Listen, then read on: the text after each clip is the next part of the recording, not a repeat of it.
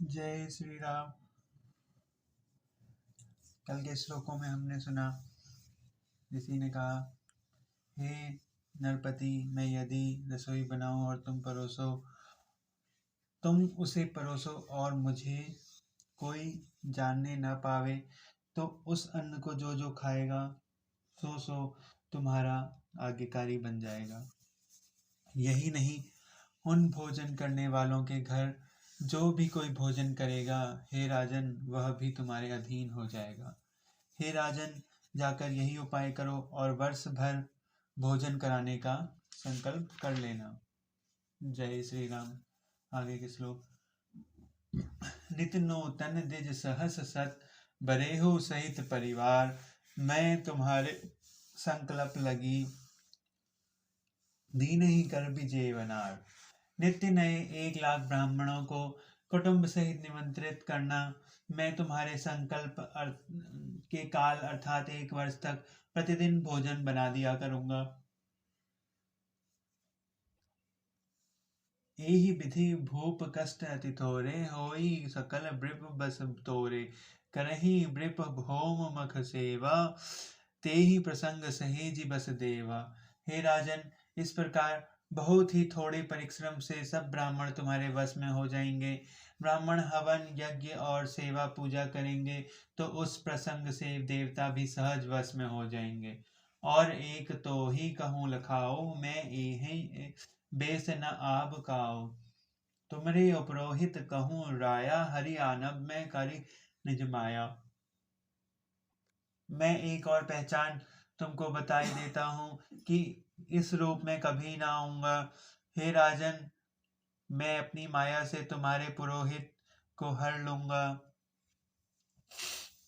तपबल ते ही करी अप समाना, रखई यहाँ बरस परवाना, मैं धरी तासु बैसु सुनु राजा, सब विधि तोर संभारब काजा।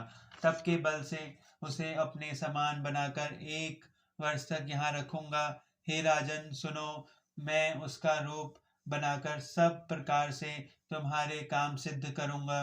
गे निसि बहु उत शयन अब कीजे, मोहि तो ही भुप भेंट दिन तीजे, मैं तप बल तो ही तुरग समेता, पंचे हूँ सवोइत निकेता। हे राजन, रात बहुत बीत गई है, अब सो जाओ। आज से तीसरे दिन मुझे तुम्हारी भेंट होगी।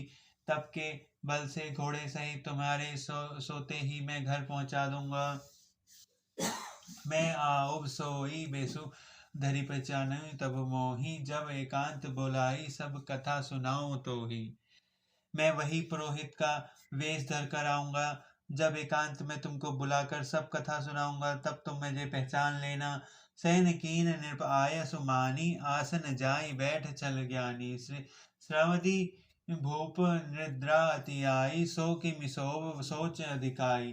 राजा ने आज्ञा मानकर शयन किया और वह कपट ज्ञानी आसन पर जा बैठा। राजा थका था, उसे खूब गहरी नींद आ गई, पर वह कपटी कैसे सोता, उसे तो बहुत चिंता हो रही थी।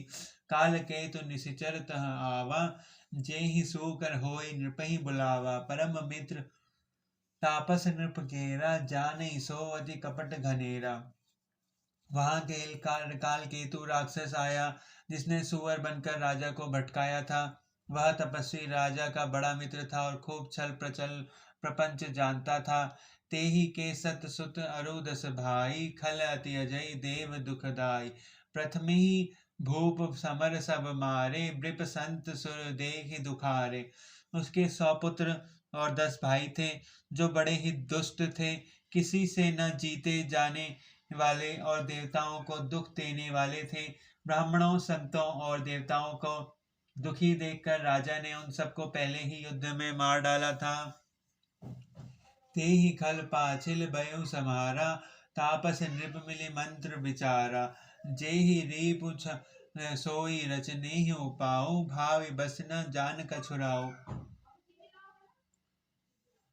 उस दुष्ट ने पिछला वैर याद करके तपस्वी राजा से मिलकर सलाह विचारी, षड्यंत्र किया और जिस प्रकार शत्रु का नाश हो वही उपाय उसने रचा।